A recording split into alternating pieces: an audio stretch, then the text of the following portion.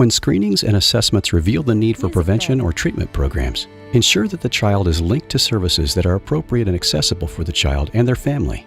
But once I've identified the risks and protective factors within a family, it's important to begin the dialogue. Providers often shy away from discussing risk factors with the sense or idea that if you talk about it before it exists, you might plant these kinds of negative expectations in a family's head. And I don't find that to be true. I think that having those conversations, even before they become symptoms, reduces the stigma around the idea that these symptoms may at one point present themselves.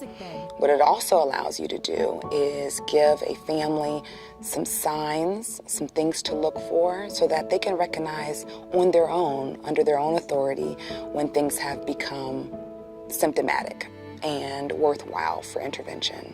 When I identify protective factors early in the process, in the assessment, I like to bolster the family with an understanding that these are actually protective factors. Many families don't recognize them as such. And a lot of times when families come for treatment, they're already feeling like they've done something wrong, that they can't help themselves.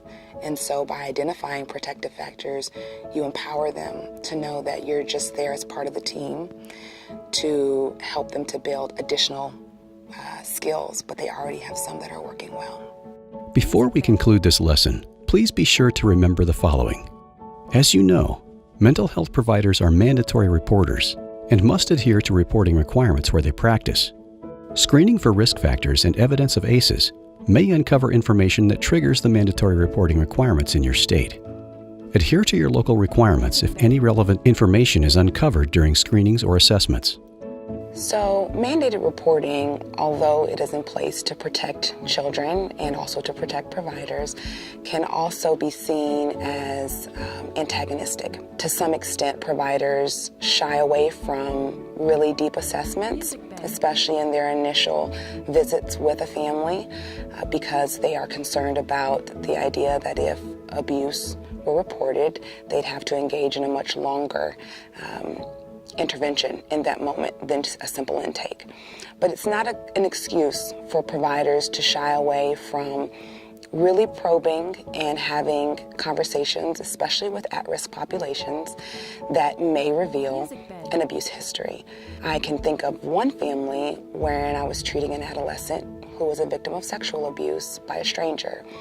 And in the course of treatment, revealed that she'd been physically abused by her mother, who was engaged in treatment. And so in instances like that, I'll be just as transparent as possible to let the child know and the parent know that a report will be made, but let's spend some time discussing some of the protective factors and positive traits that you've developed and skills that you have that we can advocate for the growth and progress that you've made and for your ability to continue to provide a safe home for your child. So in this particular instance, and in all instances where a disclosure of abuse is made in the course of treatment, I make a report with the parent in the room, and I involve them in the process as a way of breaking down the distrust that often exists in the healthcare relationship. I try to have conversations with the parent about why this call is being made and to try to eliminate some of the fear or concern that as a healthcare provider you're there to disrupt their home